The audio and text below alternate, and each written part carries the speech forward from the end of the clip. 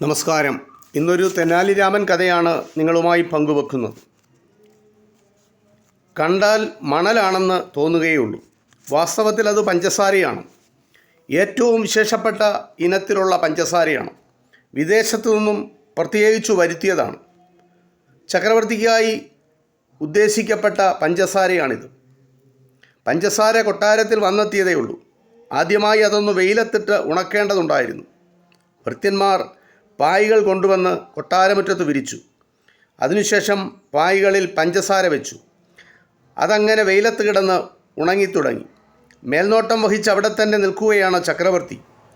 ആ സമയം തെനാലി രാമൻ അവിടെ വരാനിടയായി. രാജവിദൂഷകന് ഏതു സമയവും കൊട്ടാരത്തിൽ ചെല്ലാം. ഇപ്രാവശ്യം രാമനോടുകൂടി മകനുമുണ്ട്. തിരുമേനി, എന്താണ് പായ്കളിലിട്ട് ഉണക്കുന്നത്? തെനാലി രാമൻ രാജാവിനോട് ചോദിച്ചു. വെറും മണൽ, ചക്രവർത്തി പറഞ്ഞു. അദ്ദേഹം വെറുതെ പറഞ്ഞതാണ്. രാമനെ ഒന്ന് കബളിപ്പിക്കണം. അതായിരുന്നു തിരുമേനിയുടെ ഉദ്ദേശം. അകമേ ചിരിച്ചുകൊണ്ട് ചക്രവർത്തി അന്തപുരത്തിലേക്ക് പോയി.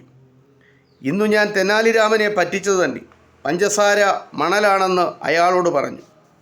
അയാൾ കണ്ണുമടച്ച് വിശ്വസിച്ചു. ചക്രവർത്തി രാജ്ഞിയോട് പറഞ്ഞു, രാമൻ എന്താണ് ചെയ്യുന്നതെന്ന് അറിയണമല്ലോ. രാജദമ്പതികൾ കൊട്ടാരമുറ്റത്തിലേക്ക് തിരിച്ചു വന്നു. അപ്പോൾ അവർ എന്താണ് കണ്ടതെന്നോ?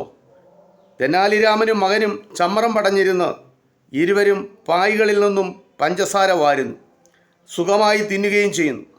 അപ്പോൾ ചക്രവർത്തിക്ക് ഒന്ന് തീർച്ചയായി, പഞ്ചസാര തന്നെയല്ലേ എന്ന് രാമൻ ഊഹിച്ചിരുന്നു. അമളി പറ്റിയത് രാമനല്ല, തനിക്കാണ്. ചക്രവർത്തി മനസ്സിലാക്കി. എന്താ രാമ, നിങ്ങൾ രണ്ടുപേരും കൂടി ചെയ്യുന്നത്? ചക്രവർത്തി രാമനോട് ചോദിച്ചു. രാമൻ്റെ മറുപടി ഇതായിരുന്നു.